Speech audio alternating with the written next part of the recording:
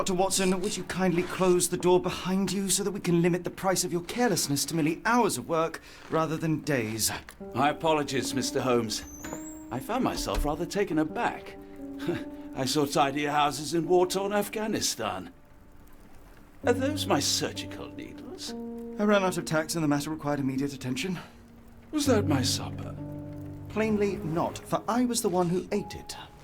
I set it aside for this evening. And for that I am grateful. Is that my bed? Watson, since you've proven yourself a master of observation, might I ask you to apply your skills to a more pertinent question? Namely, the whereabouts of today's newspapers. They are the key to everything. The newsboy is usually reliable. Medically speaking, I often find that the key to everything is good sleep. In a bed. Your papers are here, on the table. Let us see what the postman brought today.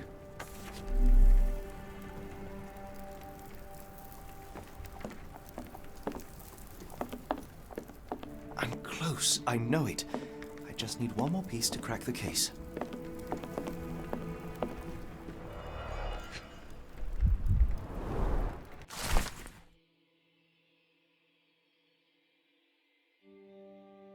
Local gossip, all of it uninteresting.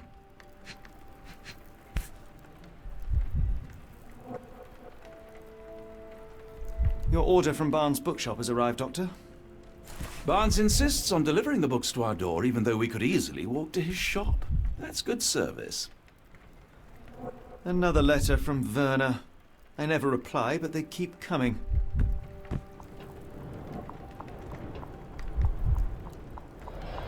I don't see the Strand. Where is it? Pardon me? I am on the precipice of uncovering a pattern of crime across London spanning many months and involving many men. The missing paper cannot be a coincidence. That's preposterous. My dear fellow, life is infinitely stranger than anything which the mind of man can invent. Well, life used your newspaper to wipe its posterior, so after that unpleasant discovery this morning, I disposed of it. But in lieu of the Strand, perhaps I can deliver you something equally tantalizing. I have just returned from a patient of mine, Captain Stemwick, who... No, that will not do. Grab your coat, Dr. Watson. Let us hope nobody has collected the dustbin.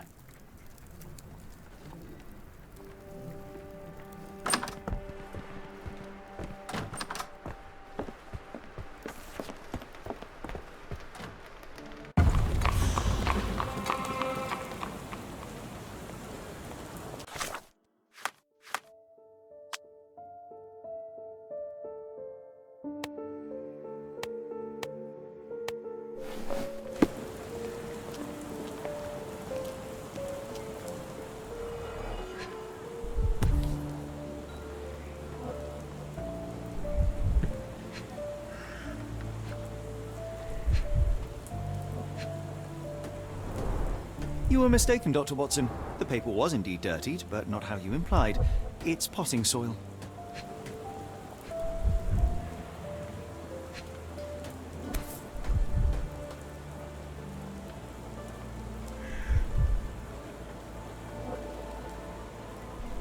A cactus spine. If it gets in your skin, it's awfully tricky to remove, and when laced with poison, the perfect assassination tool. See, Watson? The conspiracy is real. Someone tried to poison me. Poison? You? That's madness. Get the Strand. Get your copy of the Strand here. Sorry, Mr. Holmes. I just sold my last paper. Blast. Then why are you still here? Boss pays by the hour. No sense in returning early.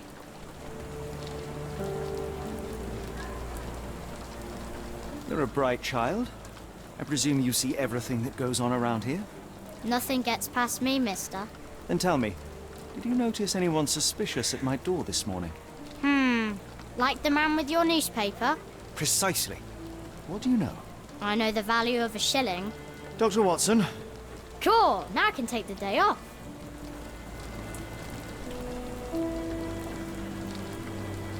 Can you describe the man you saw? He was carrying a lot of books. Up to his chin they were. Never heard of a well-read assassin. Looks can deceive. Hence the appeal of disguises.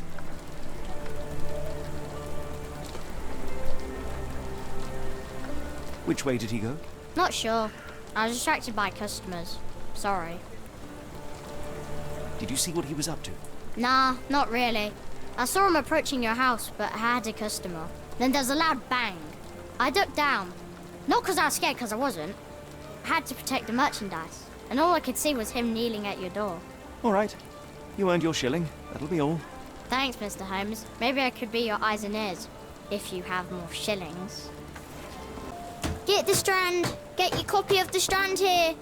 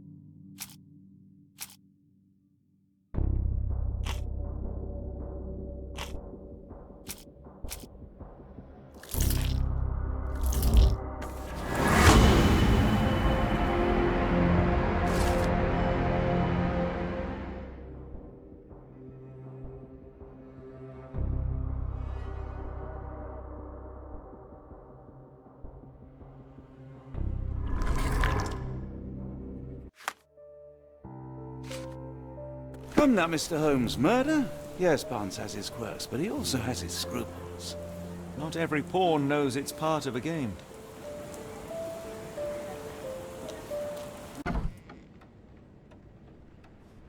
He do something like this?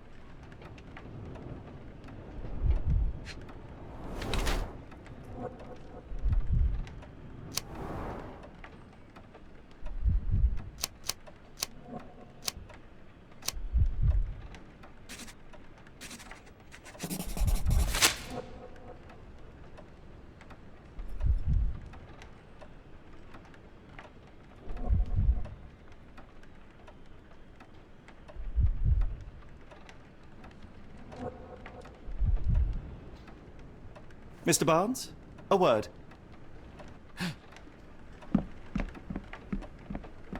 Oh, for goodness sake.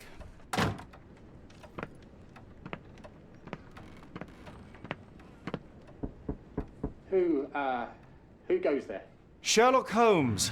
Now will you please... Mr. Holmes. Golly, I did not see you come in. Would you care to answer some questions for me? Well, I wish I could, but I am deep in the weeds with work. How about we reschedule in a month or two? Come now, Mr. Barnes. It will only take a moment. No, really deep in the weeds with important things. Well, help yourself to any book, just take it and pay later. I trust you, Mr. Holmes. Barnes doesn't seem like himself. Why is he acting this way? You're asking the right questions, Doctor. Let's find a way to coax him out. The ladder is broken, recently, judging by the freshness of the wood.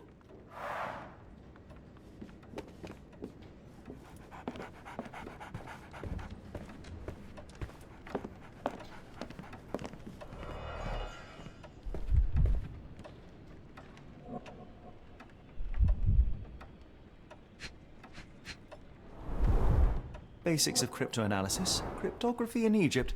It appears Barnes has an interesting hobby.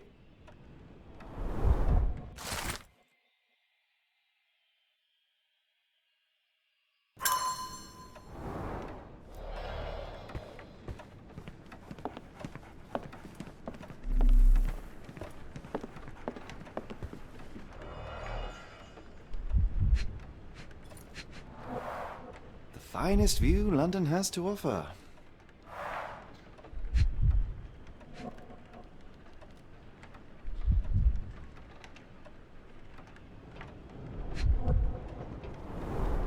In the language of Mycroft's secret agents, it's a sign. Dried flowers are replaced when the job is done. I wonder who the recipient is.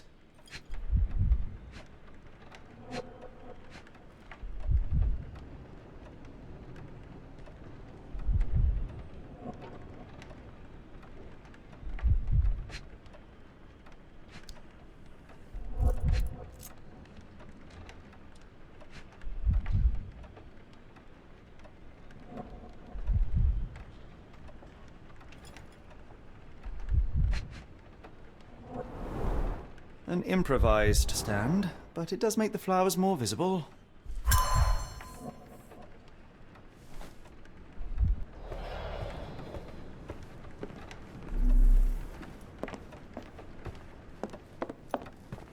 I could hardly imagine anything more macabre.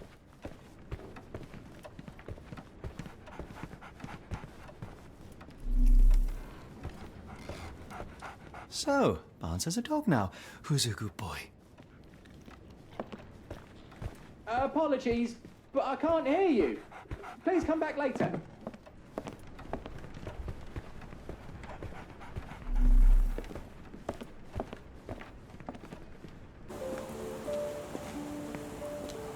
I should have worn something warmer. Encouraging people to stop and smell the roses? Our national emblem. God save the Queen.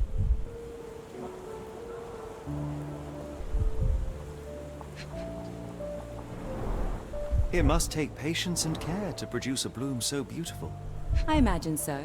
I merely sell them.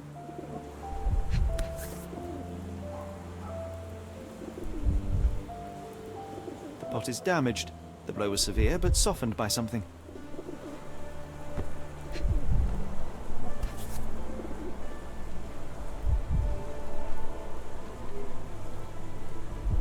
A familiar spine. Is this what I found in my dustbin?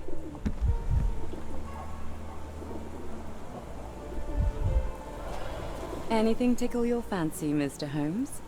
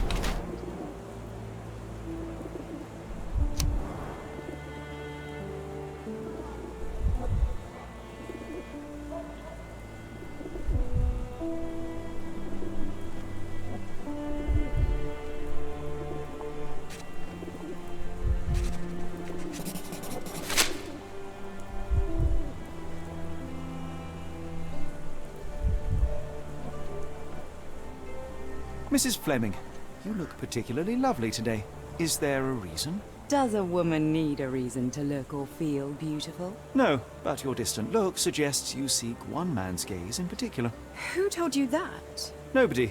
Merely a keen eye and some simple deduction. Well, I'll kindly ask you to keep your keen eye to yourself, Mr. Holmes.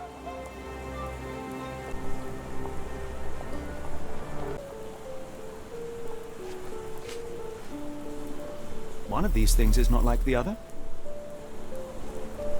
Come again? The cactus. Those fearsome spines can prove a devil to remove, and the sap is often toxic. And a rose thorn can give you tetanus, but we still grow them. The cactus seems comparatively harmless, though you have me thinking it must be valuable. I was under the impression that you knew its price already. Your guess is as good as mine. The first time I saw this cactus was when I came back from my break.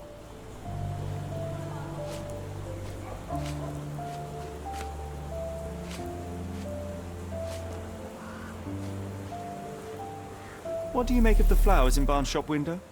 Well, they could use a bit of water. Do they mean anything to you? Mean anything how? I'm not sure I follow, Mr. Holmes. Why do you think they're there? Are you suggesting the flowers are for me? It seems likely, does it not? Oh, I hope you're right.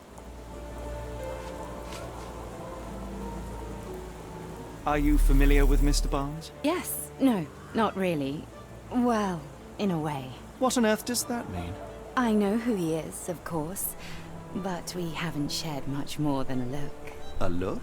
Yes. Each morning I go for a walk in the park with my dog, and most days I spot Mr. Barnes there with his new puppy, so we see each other. Actually, we once met briefly while our dogs played.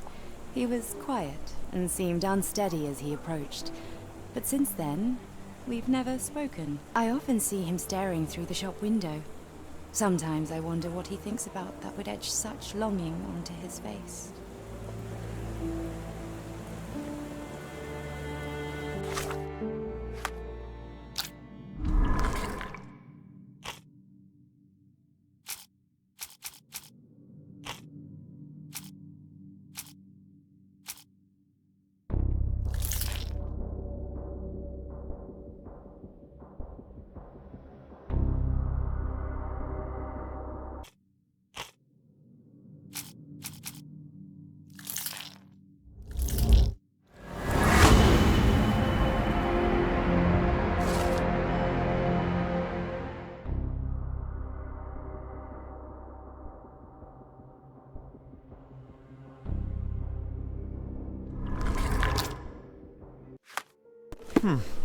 I think perhaps I have been chasing shadows. Do not despair, Mr. Holmes. Even the best of us make mistakes. We better tell Mr. Barnes what we've learned.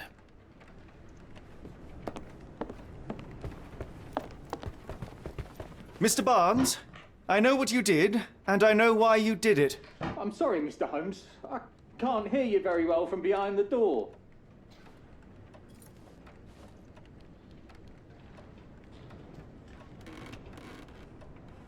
You ordered a cactus from the plant catalogue and then left it for Mrs. Fleming as a gift. You place flowers in the window to get her attention and wear high heels to appear taller and more desirable. You are her secret admirer.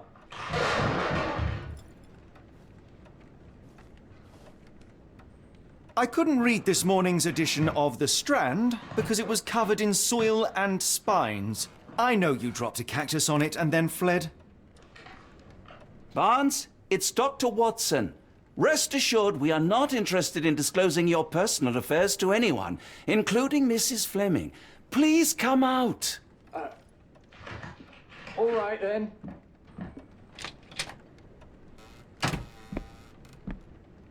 So, you know what happened then?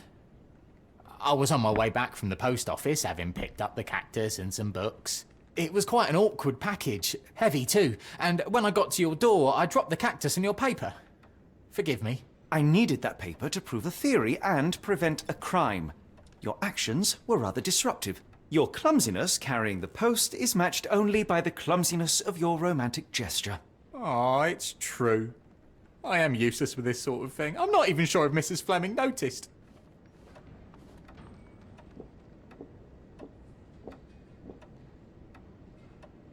As in most things in life, truth is the answer. Cease with the abstruse signals and anonymous gifts, and simply talk to the woman. What is the worst that can happen? She rejects you, and you are freed from this endless purgatory. That... Yes, you are correct, of course. I do have a slight tendency to overthink things. Thank you. So at last, we return to the matter of the paper. I'm investigating a string of burglaries. Did you perhaps read of any before the edition was spoiled? I don't recall, but you're welcome to read our copy for yourself. You had an issue of The Strand here all along? Well, naturally. I am a bookseller. I have a subscription to every magazine and newspaper in London. So you ought to be familiar with the concept of burying the lead. Oh no, my apologies, Mr. Holmes. I'll make it up to you however I can. I am an expert on obscure languages and translation and. Yes, okay. Just give me the paper.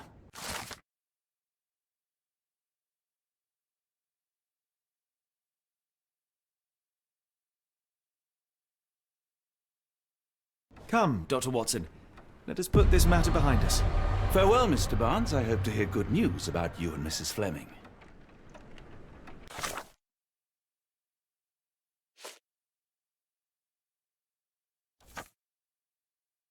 Let me know if there's any way I can make it up to you. Tell you what, tomorrow's edition of The Strand is on me. Okay, not just tomorrow. A whole week's worth. How does that sound? You're right, I could do more. Next time you move house, I'll be there to help. I'm great with boxes. And feel free to consult my books whenever you like. I could be an asset in one of your investigations. And feel free to consult my books whenever you like. I could be an asset in one of your investigations.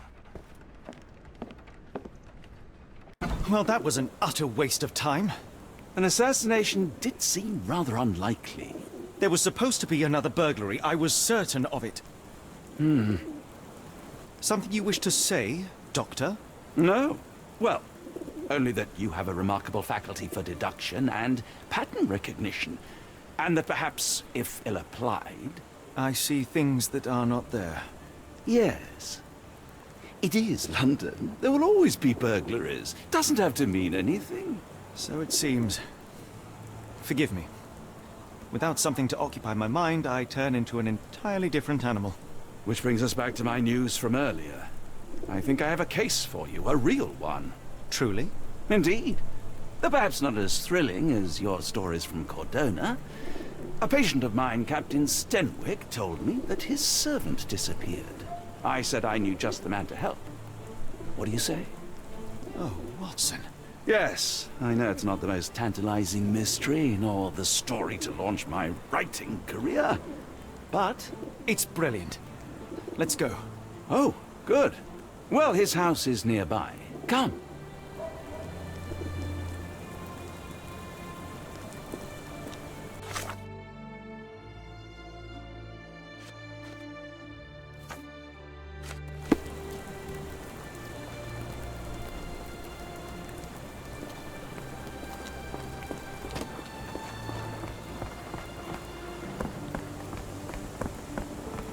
Not much further now.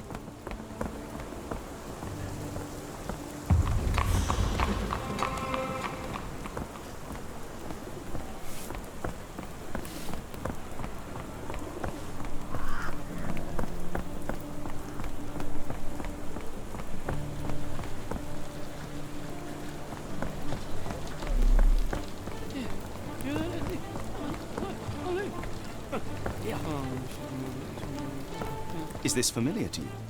No, I don't know anything about that.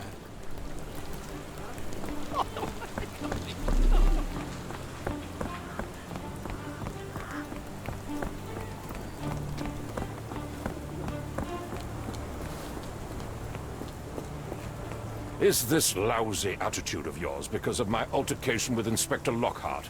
Did he put you up to this? Sir, the inspector has nothing to do with it. I'm telling you the same thing I tell anyone seeking a missing person. Good day, gentlemen. Forgive the intrusion. Captain Stenwick, this is my colleague Sherlock Holmes, the consulting detective I told you about. At last, a professional. This useless officer refuses to do anything about Kimmy here, my missing servant. What was your name again? I shall be certain to inform your superiors. Sergeant Ruffles, and it's my superiors who made this decision, sir. Why has the police department decided not to help? We investigate murders, thefts, fraud, arson, real crimes. A servant walking away from his master is not our highest priority. That said, if we find Kimahia breaking the law, we'll be sure to notify Captain Stenwick. Have there been other disappearances lately? Of course, here and there. But when life is tough and opportunity comes knocking, you can't blame those who answer. Now, I must be off. Best of luck in your search. You heard that, didn't you? The way that man spoke to me. I shall need your written testimony, then we can lodge a complaint. Captain, perhaps Mr. Holmes' time is better spent learning about your servant, so that he may begin his investigation. Ah, yes. Quite right. Fire away. Tell me about Kimahia. He's foreign. A Maori.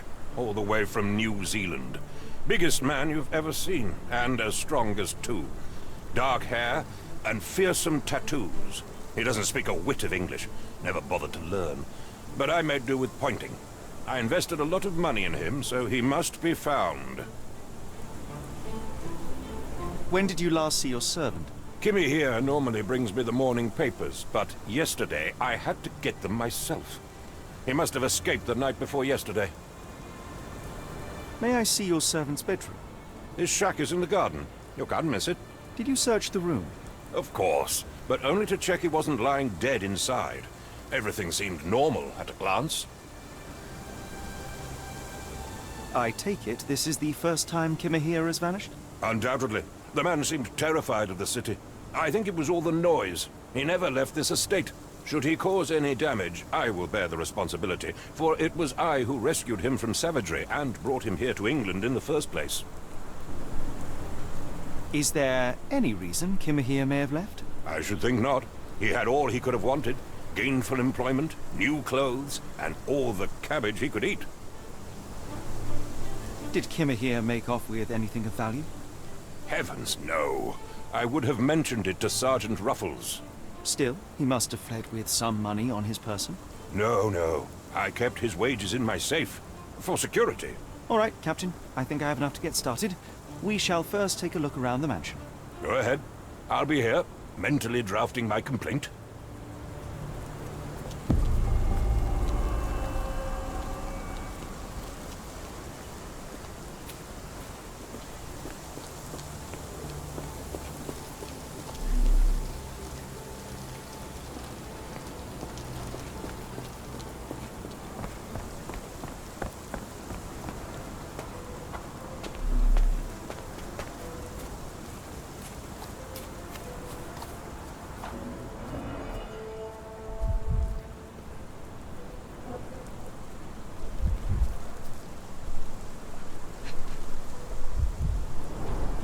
Chewing tobacco.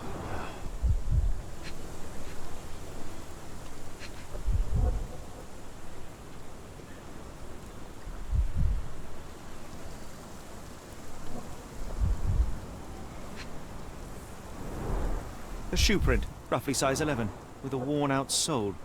These are a workman's boots.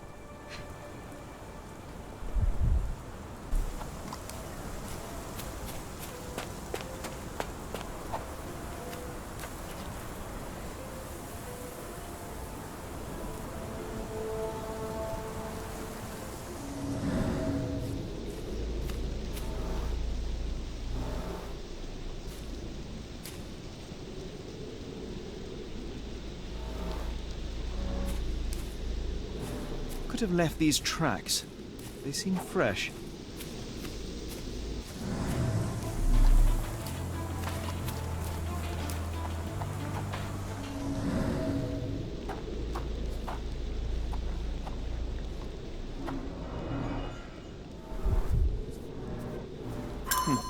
Looks like a knee print. Someone knelt here. The amount of chewing tobacco suggests they were waiting a while. Amazing, Mr. Holmes. To read the ground like an open book.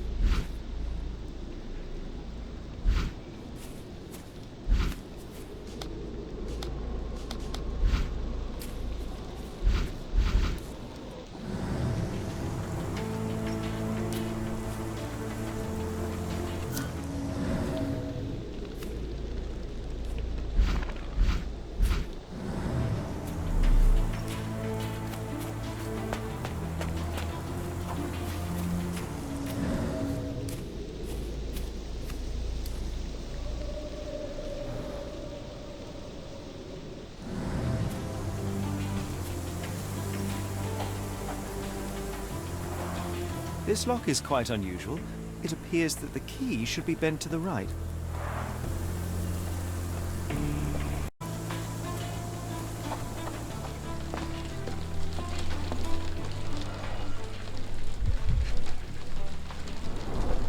Impressive. The sack of grain retained the shape of an impact. Someone hit their head here.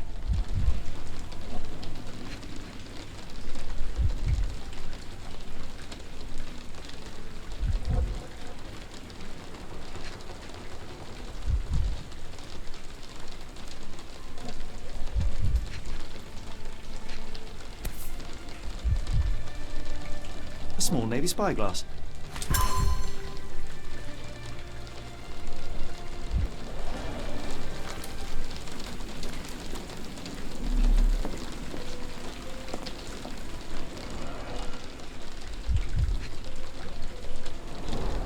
A scrap of Hessian.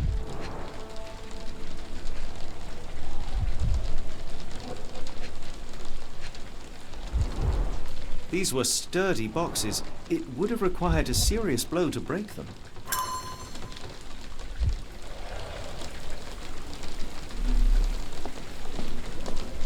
No air coming through it. Is this a Taniwha, a Maori water spirit? Or something else? Either way, it's giving me chills.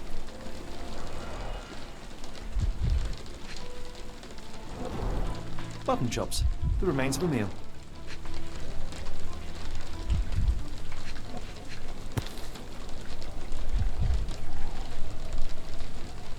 A heavy chemical odor. Lend me your nose, Doctor. Ah, I'll never forget that smell after my time in Afghanistan. That's an opioid, Mr. Holmes, a narcotic.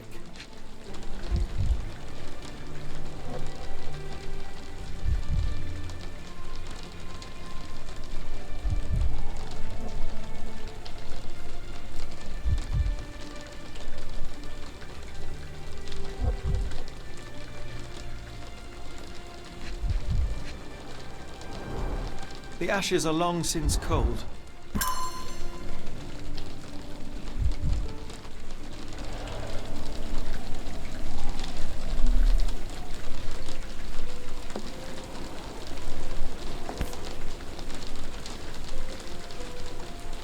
A Maori nose flute. Ngurus, they're called. Clothes made of Hessian. Is Sten really so miserly?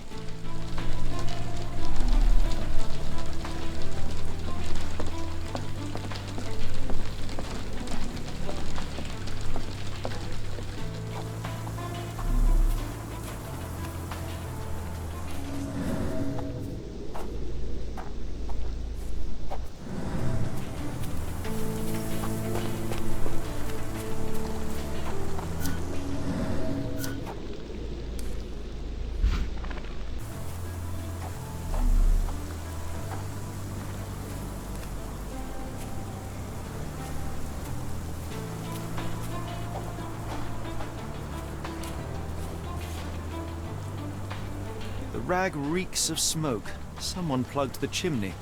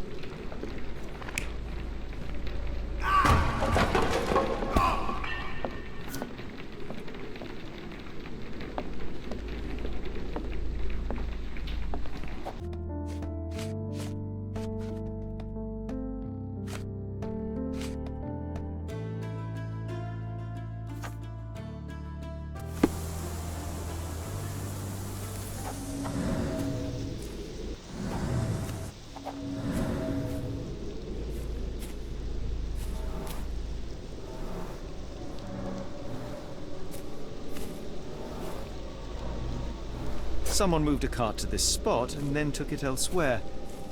Can't see it anywhere in the garden.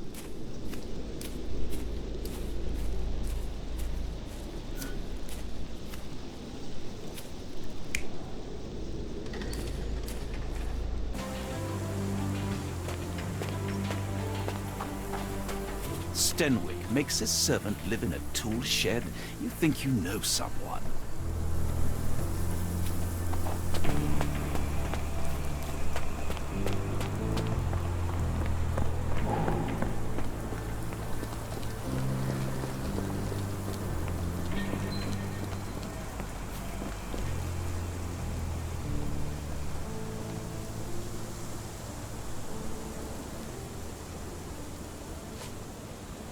The door to your garden has an interesting lock.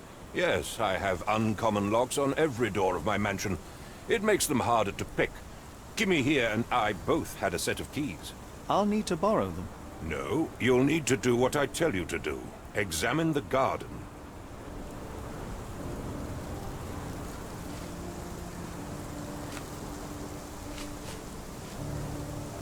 Is this spyglass familiar? I don't recognize it. Could it be Kimahir's, perhaps? I doubt it. I never saw him with it, nor could I suggest how he might have come by it.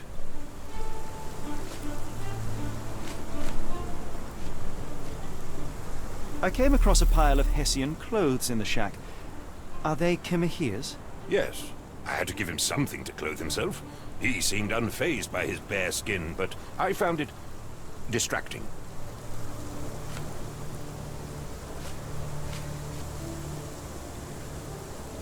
Do you happen to know Kimahir's shoe size? I wouldn't have the foggiest, but I'm sure it was enormous. Not that it matters. He spent his life barefoot. Despite my best efforts, he simply did not take to shoes.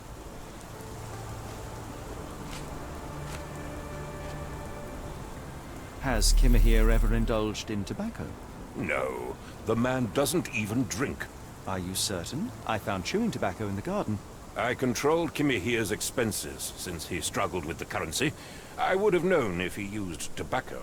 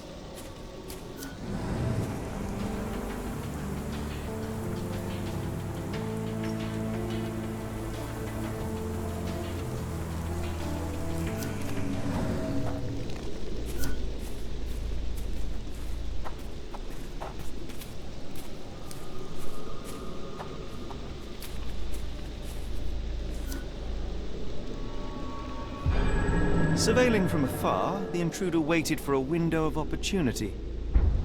When Kimahir went to sleep, the man crept up to the shack and slipped narcotics down the chimney pipe, then blocked it with a cloth. Kimahir inhaled the sedative and fell into a deep sleep. The intruder tried to move him, but the man was heavier than expected. The intruder fell on the sack and dropped his spyglass. In order to transport the servant, he had to use the cart. The final challenge was opening the garden door. Luckily for our intruder, Kimahir had the key in his shack. Remarkable. It makes total sense.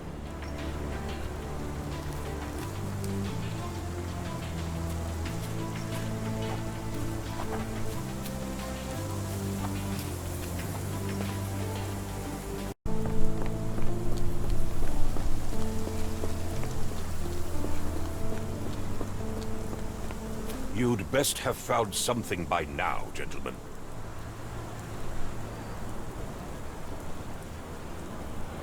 I found the residue of narcotics in Kimahir's brazier. There are several explanations, perhaps your servant's recreational interest, or an attempt at poisoning. Cut to the chase, Mr. Holmes. I fear that someone may have spied upon Kimahir.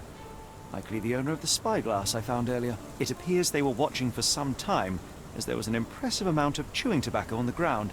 And your point? You said that you checked the shack earlier. Did you notice the cart tracks near it?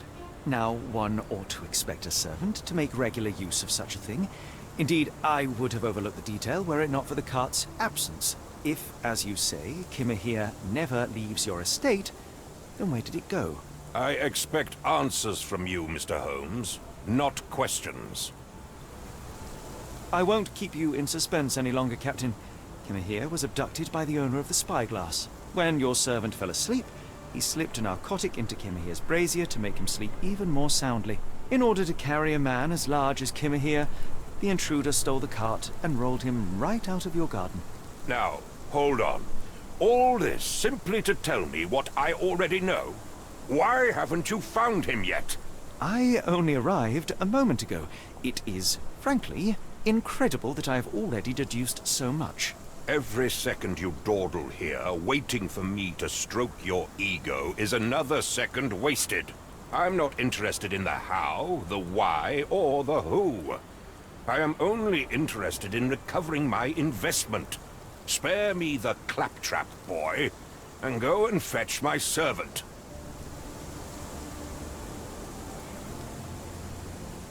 Truly, there is no better evidence of a man's nature than the way he treats those who help him. And you, sir, are a brute. The cruelty of your ignorance about the Maori people, your selfish attitude to a man's kidnapping.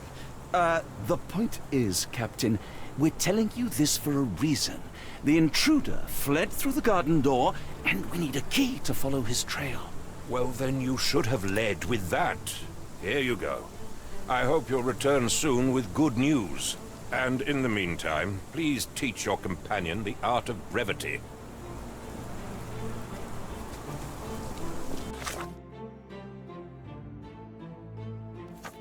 Stenwick makes his servant live in a tool shed. You think you know someone.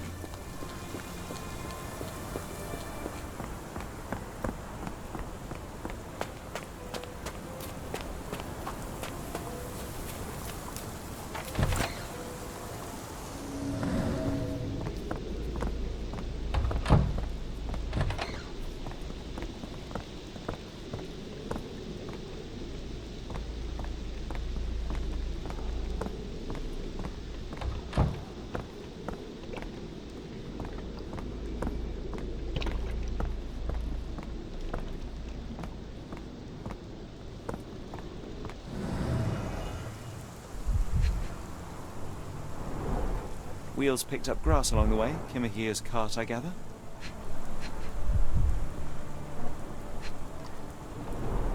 Sturdy rope, professionally tied in a Portuguese bowline. This knot is often used by sailors to create a bosun's chair.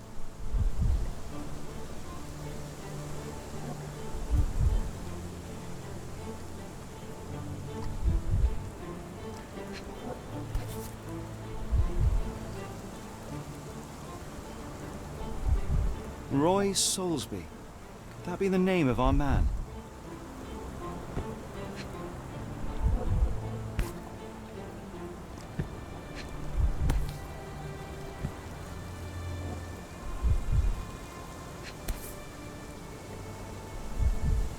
A strange substance. I have my suspicions based on the color and consistency, but would you care to hazard a guess, Doctor? Well, it's odorless, but from the way it absorbs water, I'd say saltpeter. Then we're in agreement. Well done.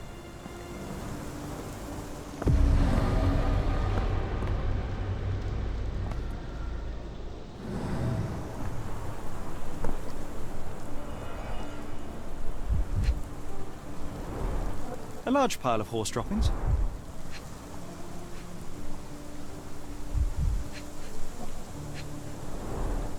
Many cigarette butts. Someone stood here for hours.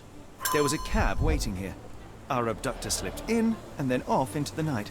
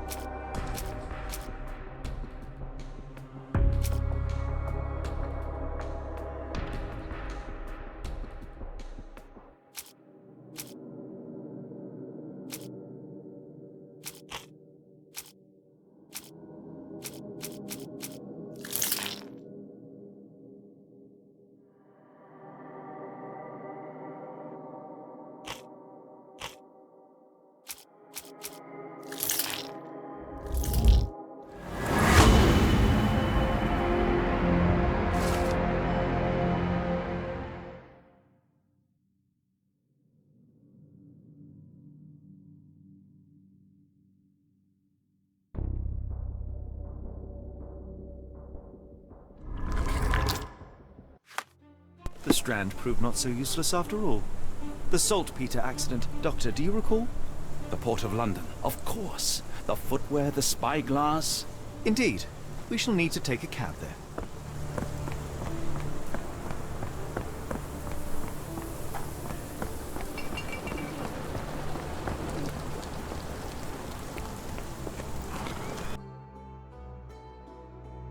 Where to, Gavin? The Port of London, please. I will show you where to stop.